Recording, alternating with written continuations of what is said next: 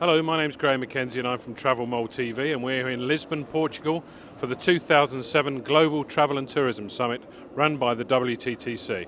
The theme of the conference is breaking barriers and managing growth, and quite what that means I'm not sure anybody really truly knows. But we have here, just behind me, probably 300 or 400 of the most powerful executives in the travel industry who will debate the various issues in managing growth and breaking down the barriers that are preventing growth at the moment.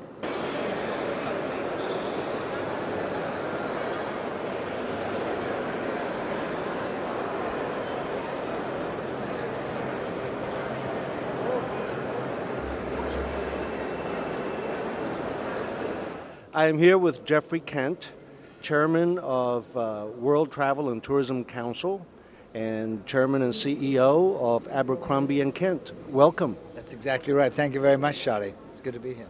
It's a pleasure to be with you and to have an opportunity to learn how WTTC's summit this weekend is going to impact the travel and tourism industry, you think, in this era of growth, as the theme of this summit is about.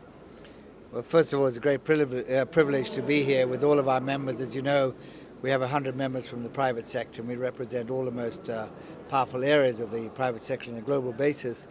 And when you get a forum like this all together, and you have these 100 brains putting it all in, and our whole aim is to work out how the private sector works with the government sector. And the theme of our conference this year is breaking barriers, managing growth. It's ironic that our last summit when we were here in Portugal, and I think it was in 2003, was when we'd gone with the whole world of tourism. We'd gone through some very, very difficult times, from 9/11 to SARS, and actually everybody then was almost predicting the end of this industry. It was very, very dire. So it's kind of amazing to be back here now, and everyone's saying, "Hey, we're going too fast." So, I think, as all of us in business, it never rains but it pours, and we've always got a problem to sort out. But this is a nice problem.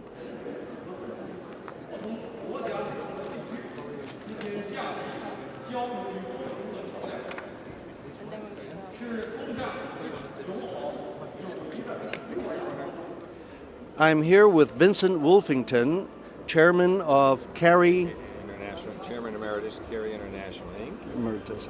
And immediate past Chairman of the World Travel and Tourism Council. Thank you for helping me with that. And you were the host of the Global Travel and Tourism Summit last year in Washington, D.C., and helped get involved with getting this organized. What runs in your mind as we're towards the end of this year's summit? Well, you know what one of the goals of WTTC with these summits is to bring both the private sector together with the public sector, bring the government together with the people who are doing the business day in and day out, to deal with issues and hope to have a common understanding so they can work more effectively together in working those issues out when they go back home. This summit's been very interesting because one of the goals has really been to get a focus on sustainable development, where the accent is on infrastructure and all that implies in terms of countries being in a position to be able to handle in an efficient way the growth in travel. And yesterday's discussion was very interesting when they talked about what the ministers are doing, what the government ministers are doing and focusing on sustainability. And one of the things that came out of that discussion is the difficulty in defining what people are talking about when they talk about sustainable development.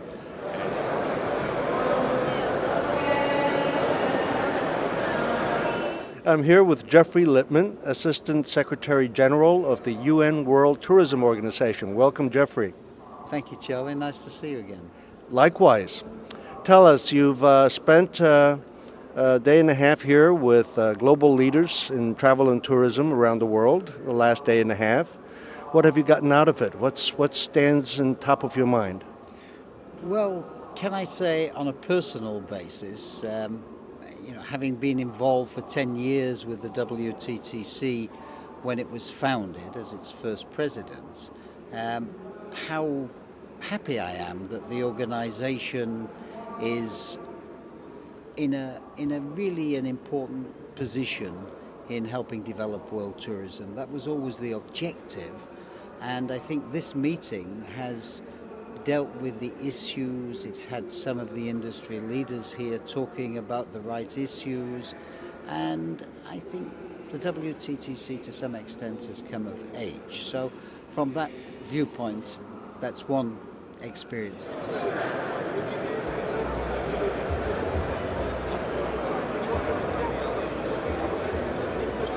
And we're here with Gordon Wilson, who's the President and Chief Executive Officer of Galileo, and Jeff Clark, who's President and CEO of Travelport. And Jeff, what these initiatives, are they going to be into your consumer divisions as well? Absolutely. For Orbitz, Cheap Tickets, eBookers, and all of our brands, what we want to do is offer the ability for a customer to offset their own travel by purchasing an offset. And we have an arrangement with carbonfund.org, a nonprofit, which allows that. And then the investment that, the donation, that the traveler puts in, that goes to either plant trees or do research in offsets, or often even to fund alternative energy. Other key elements for us in this area is transparency, as we've talked about, offsets, and then the whole responsibility, taking the larger sense of responsibility around this in every action we do.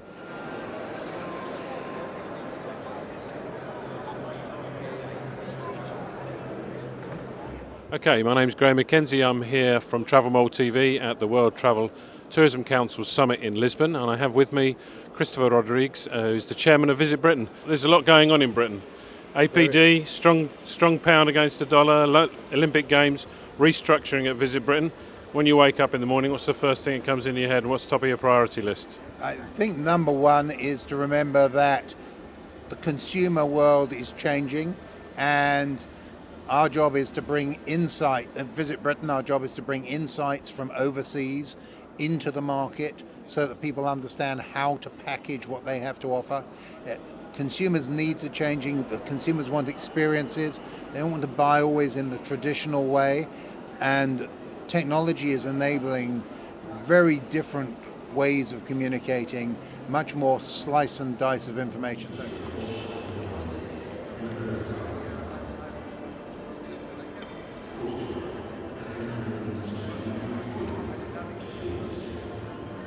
I'm here with Alex Kidiakiris, Managing Partner of Deloitte, based out of London. Welcome. Thank you. It's good to be here. The WTTC's figure this year is for the next decade, the growth in travel and tourism expected to be somewhere in the neighborhood of 4.5%. How does that translate into numbers we can relate to? Yeah, just to put it in context, I think our own projections are that last year there were 1.6 billion air travelers, and I'm just now picking one sector of travel, the airline industry. We project that because of the growth of the low-cost carriers, because of the impact of emerging markets, particularly China and India, in terms of demand for airline travel, that is going to grow to 2.3 billion passengers just over the next 5 years. Now, that's just airline sector. So in the airline sector, we are predicting considerably greater growth than 4.5%. But then when we add all the other forms of travel for tourism, the average out is about 4.5% or so.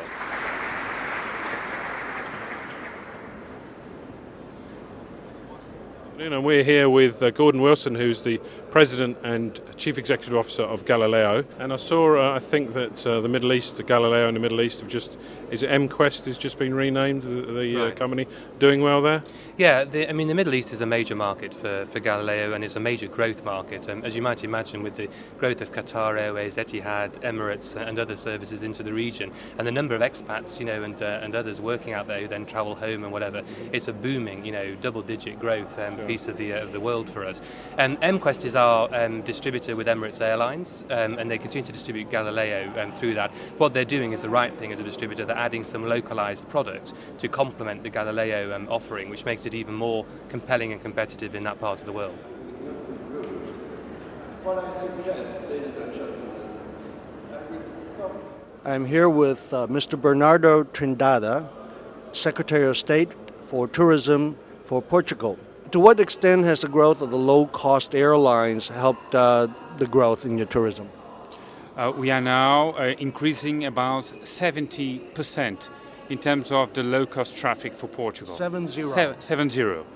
So it's a huge number that we are now want to support that, and all our infrastructures, Porto, Faro, and Madeira Islands and Açores Islands, have a new kind of incentives to get that kind of air transportation, because we feel that now is very important, is very modern, and is very safe also.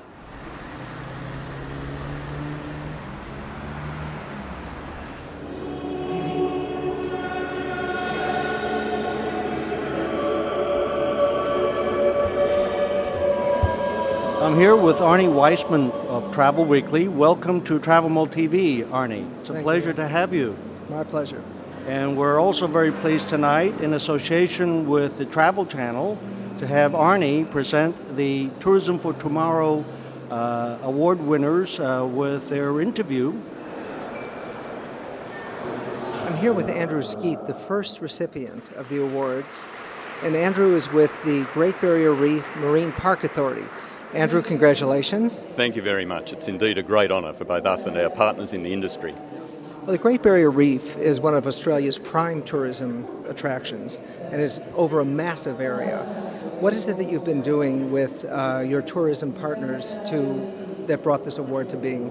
Well, look, I think the key thing is that the Great Barrier Reef is now managed in partnership with the tourism industry. We believe that it's good for tourism and good for conservation of the reef to have us working together. I'm here with tonight's second winner, Jeff Hanley of Aspen Skiing Company. Jeff, congratulations. Thank you very much. It's a tremendous honor. Well, what have you been doing? I know that you've always been concerned. The whole company has been very green for some time. How are you bringing this to another level?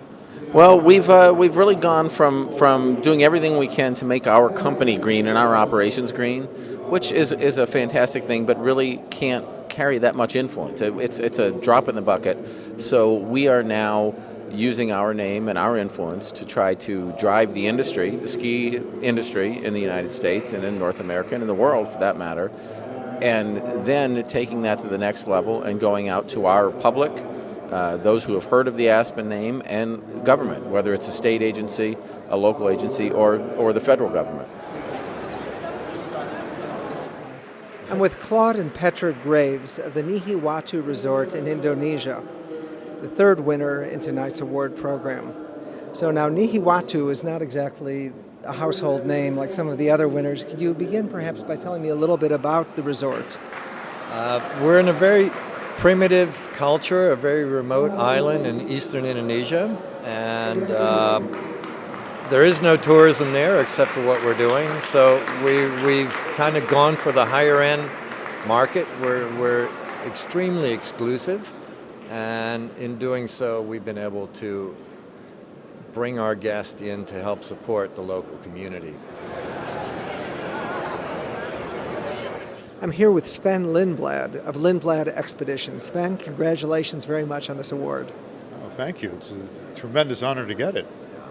So Lindblad has for a long time been synonymous with environmental concern and with sensitivity to the areas where they've been. Is there something that you've been doing specifically, or is this a cumulative activity that's resulted in this award? I think it's really a cumulative activity. I mean, if you think about it, if you go back to my father, who started his company in 1958, and then this company, or mine, was a division of his that started in 1979, the notion of the environment, caring for culture and history, has just always been a sort of an ingrained sensibility.